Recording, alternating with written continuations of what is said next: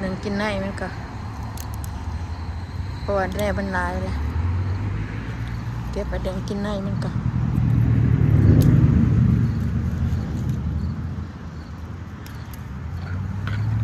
เก็บไปเดินกินได้มัน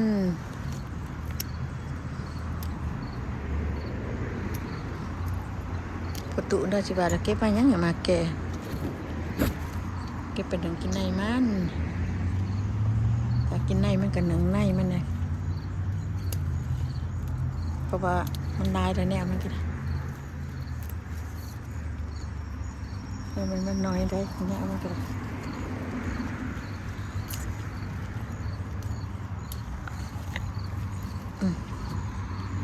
ผูกเอาเหี่ยมือแล้วมันเหยียบพอ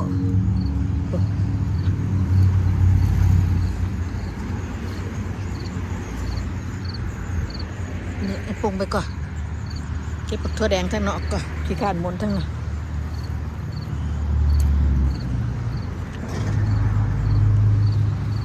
ฝนตกเปียก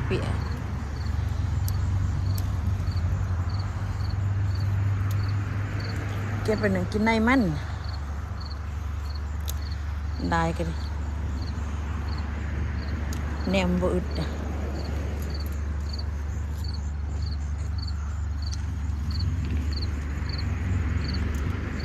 แนวมันเรียกยอดตุสูตุสาบเดี๋ยวมันแนวมันแต่ได้ดีก็ตัวนี้คุดอันนี้ทิ่มมาโอ้มาใจก็เป็นชุกเลยเนาะมาใจขี้ไก่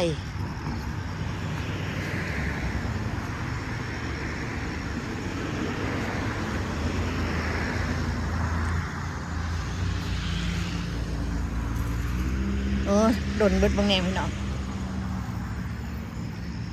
โดนทิมเบิดละบัดจากเก็บเขาไปกินได้บ้านโดนไหวนี่มันชุกไหวมานี่นะชุกไหวขึ้นยังนี่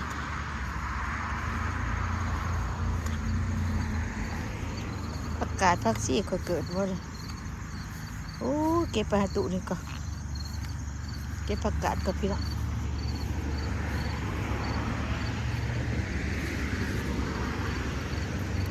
ประกาศก็บ่ยากเอาทิมใบนอกคือเป็นเองบ่ได้นั้นเก็บเอาเบิดดอกจะน้อยมันก็นั่นนะ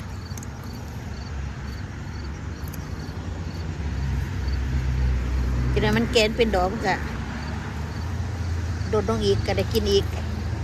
บ่ได้ยากเลยก็มีแนวกินอีกอันนะกวางเกียงก็บ่กินก็กวางก็บ่กินยังก็บ่กินโอ้บ่คือหน่อยนี่เฮ็ดได้ล่ะคือมันสิจังสิ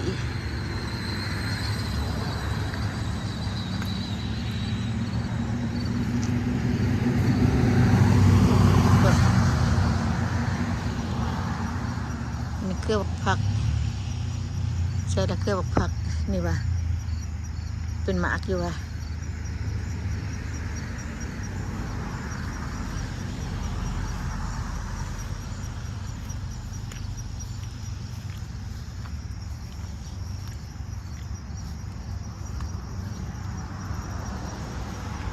โบดแค่นี้ใหญ่ปะ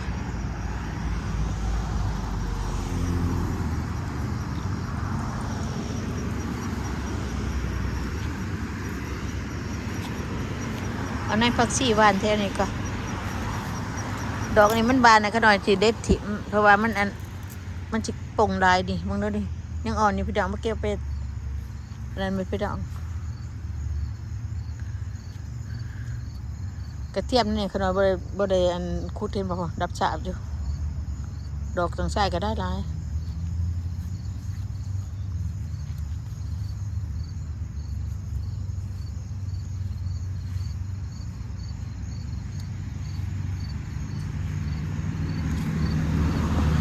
อันนี้เขาบอกอัน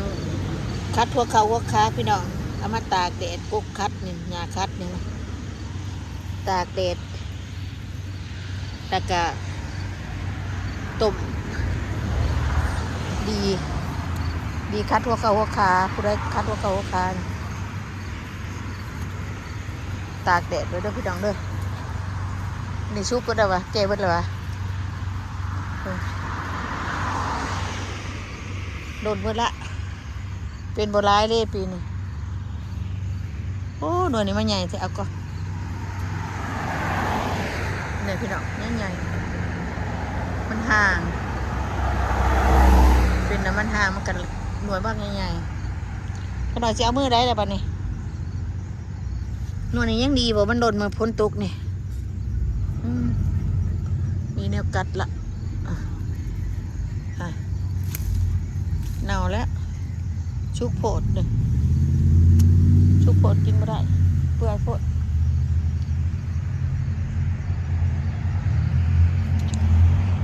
เชื่อมือได้บ่เอาวะเด้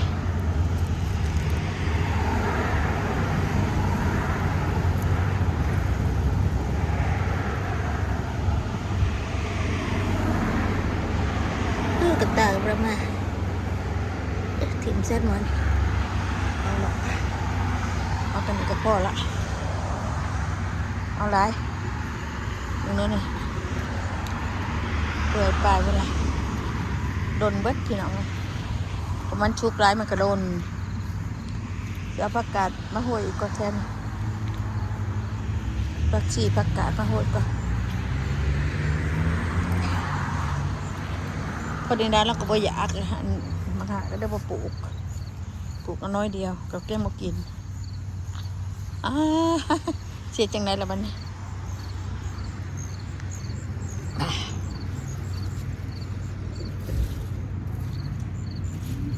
นี่เก็บผักถั่วกองไว้นะพี่น้องก็ได้ใส่ชนอุ้มเขา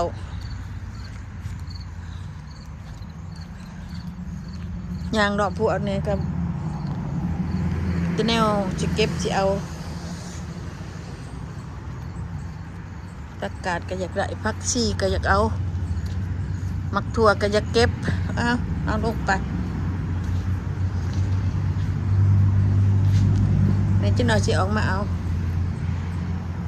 เด็กมักถั่วก็ได้